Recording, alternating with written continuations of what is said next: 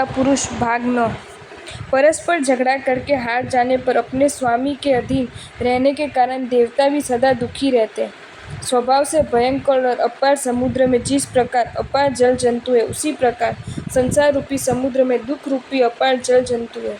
भूत प्रेत के स्थान में जिस प्रकार मंत्राक्षर रक्षक है, उसी प्रकार जीर्णोपदिष्ट धर्म संसार रूपी दुख से हमारी रक्षा करता है। अत्यधिक बाढ़ से पोत जैसे समुद्र में डूब जाता है, उसी प्रकार हिंसा रूप बाढ़ से जीव नरक रूप समुद्र में डूब जाता है। इसलिए हिंसा करना कभी भी उचित नहीं है। मिथ्या का सर्वदा परित्याग करना ही उचित है। कारण मिथ्या भाषण से जीव संसार में इस प्रकार श्रमित होता है जैसे चक्करदार हवा में तूण। चोरी भी नहीं करनी चाहिए। स्वामी की अनुमति के बिना कभी कोई चीज नहीं लेनी चाहिए। कारण चौर्य कर्म के द्वारा वस्तु अपहरणकारी उसी प्रकार कष्ट पाता है जिस प्रकार कौंच की फली स्पर्शकारी मनुष्य खुजलाते खुजलाते कष्ट पाता है। अब्रह्मचर्य संभोग सुख सर्वदा परिहार करना उचित है। कारण ब्रह्मचर्यहीन उसी प्रकार नरक में जाता है जिस प्रकार आरक्षी दुष्कृतकारी को ले जाते हैं। परिग्रह संचित करना भी उचित नहीं है। कारण अत्यंत बाढ़ से बलिवर्ग जिस प्रकार कीचड़ में अटक जाता है, उसी प्रकार परिग्रहकारी परिग्रह भाड़ में दुख सागर में निमग्न हो जाते हैं। जो हिंसादि 5 प्रवृत्तों का सामान्य रूप से ही परित्याग करता है, वह उत्तरोत्तर कल्याण संपत्ति का पात्र बनता है। केवली भगवान के मुख से उपदेश सुनकर निर्नामिका को वैराग्य उत्पन्न हो गया। लोह गुटिका की भांति उसकी कर्म ग्रंथि बिद्ध हो गई। उसने सम्यक्तया महामुनि के सम्यक्ता ग्रहण किया। सर्वज्ञ कथित श्रावक धर्म अंगीकार कर परलोक के पाथेय रूप पंच अनुव्रत धारण किए। तदुपरांत महामुनि को वंदन कर स्वयं कृतकृत्य समझती हुई काष्टक बोल लेकर अपने घर लौट गई। उसी दिन से उस बुद्धिमती निर्नामिका ने अपने नामानुकूल युगंधर मुनि के उपदेश को हृदय से धारण कर नाना प्रकार के तप करने आरंभ किए।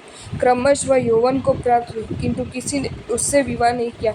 जिस प्रकार कड़वे तुक्के को पकने पर भी कोई ग्रहण नहीं करता, उसी प्रकार उसी भी किसी ने ग्रहण नहीं किया। तब विशेष वैराग्य से निर्नामिका ने युगंधर मुनि से अनशन व्रत ग्रहण किया। हे ललितांग, देख अब उसकी मृत्यु सन्निकट अनुरुक्त है। तुम उसे निकट जाओ, उसे स्वयं को दिखलाओ, ताकि तुम में होकर मृत्यु के पश्चात वह पुनः तुम्हारी पत्नी बने। कहा भी गया है, अंत में जैसी मति होती वैसी ही गति होती है। ललितांग देव ने वैसा ही किया।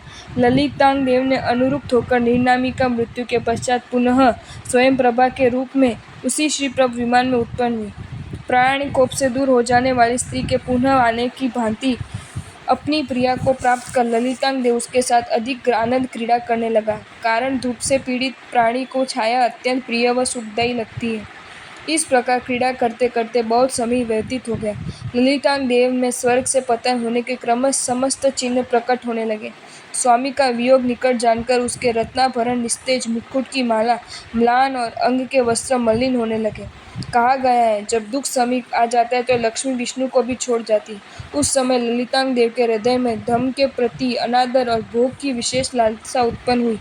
जब अंत समय निकट आता है तब प्राणी की प्रकृति में परिवर्तन होता ही है। उसके परिजनों के मुख से अपशकुनमय शोककारक और नीरस वचन निकलने लगे। कहा है, बोलने वाले की जबान से जो कुछ होने वाला होता है वैसा ही वाक्य निकलता है। जन्म से प्राप्त लक्ष्मी और लज्ज रूप प्रिया ने उसका इस प्रकार परित्याग कर दिया जिस प्रकार लोग अपराधी का परित्याग कर देते। चींटी के जिस प्रकार मृत्यु के समय पंख निकल आते, उसी प्रकार अधीन और निद्रा रहित ललितांग देव दीन व निद्राधीन हो गए। हृदय के साथ उनका संधि बंधी शिथिल होने लगा। महाबलवान पुरुष भी उनके जिन कल्प वृक्षों को हिला नहीं सकते थे, वे कंपने लगे। उनके निरोग अंग प्रत्यंगों की संधि भविष्य के दुख की शंका से भग्न होने लगी। अन्य के स्थायी भाव को देखने में असमर्थ उनकी आंखें वस्तु को देखने में असमर्थ हो गई। गर्भावास के दुख का भय प्राप्त हो गया हो, इस प्रकार उनका समस्त शरीर कांपने लगा। ऊपर अंकुश लिए बैठे महाव्रत के कारण जिस प्रकार हस्ती स्वस्ति लाभ नहीं करता, उसी प्रकार ललितांग देव भी रम्य क्रीड़ा पर्वत, सरिता, वापी, दीर्घिका और उद्यान में आनंद प्राप्त नहीं कर सकते। उनकी ये अवस्था देखकर देवी स्वयं प्रभा बोली, मैंने ऐसा कौन सा अन्याय किया कि आप इस प्रकार मुझसे अप्रसंतुष्ट हो गए। ललितांग देव बोले, हे शुभ्र, तुमने कोई अन्याय नहीं किया है। अपराध मेरा है कि मैंने कम पुण्य और कम तपस्या की है। पूर्व जन्म में विद्याधर राजा था, तब मैं भोग कार्यरत और धर्म कार्य में प्रमादी था। मेरे सौभाग्य दूत की भांति स्वयंभूत नामक मंत्री ने मेरी आयु कम है ये जानकर मुझे जिन धर्म का उपदेश दिया मैंने उसे स्वीकार किया। उस सामान्य समय के लिए किए धर्म के प्रभाव से मैं इतने दिनों तक श्रीप्रभ विमान का अधीश्वर बना, किंतु अब मुझे यहाँ से जाना होगा, कारण अलभ्य वस्तु कभी प्राप्त नहीं होती। उसी समय इंद्र की आज्ञा से दृढ़ धर्मा नामक देवता उसके निकट आए और बोले, आज ईशान कल्प के अधीश्वर नंदीश्वर आदि द्वीप में जिनेश्वर प्रतिमा पूजन के लिए जाएंगे। उनकी आज्ञा है, आप भी उनके साथ जाएं। ये सुनकर ललितांग देव आनंदित हो गए। सौभाग्यवश आज्ञा समयानुकाल प्राप्त हुए। ये सोचते हुए स्वयं प्रभा को लेकर यात्रा पर निकल पड़े। नंदीश्वर द्वीप जाकर उन्होंने शाश्वत बृहद प्रतिमाओं की पूजा की। उस पूजा से प्राप्त आनंद में वे अपना पतन काल भी भूल गए।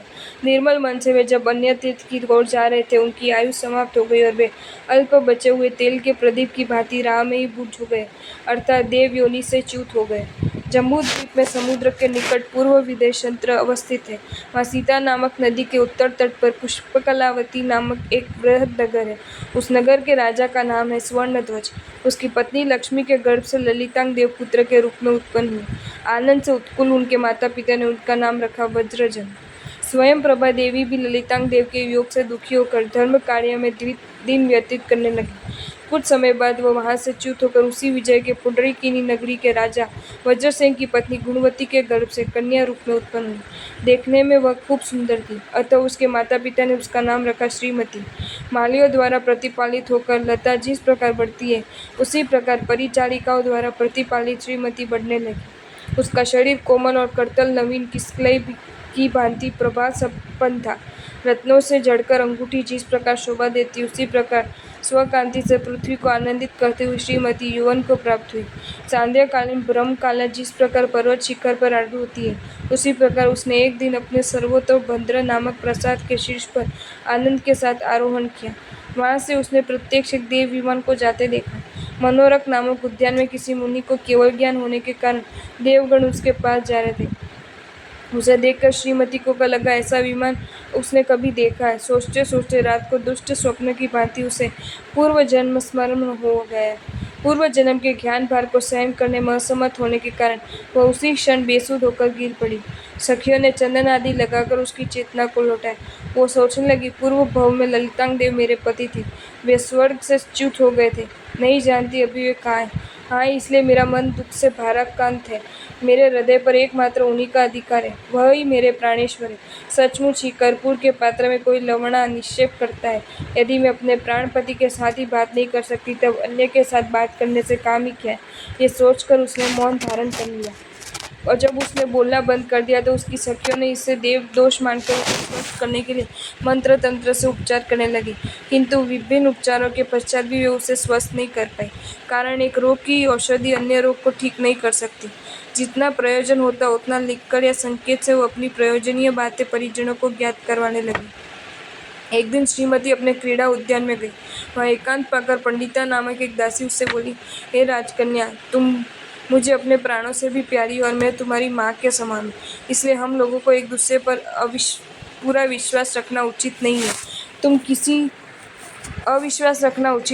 किस लिए मौन हो, वह कारण मुझे बताओ और अपने दुख लाघव में मुझे भागीदार बनाओ। मैं तुम्हारे दुख को समझकर उसका निराकरण करने की चेष्टा करूंगी, कारण रोग जाने बिना उसका निराकरण होगा कैसे।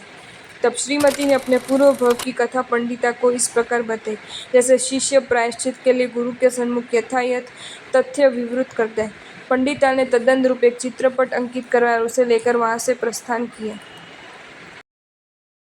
आपको ये वीडियो अच्छा लगा हो तो इसे लाइक करें और शेयर करें, और ऐसे ही नए नए वीडियोज़ देखने के लिए सब्सक्राइब करें हमारी channel Jain facts and stories को।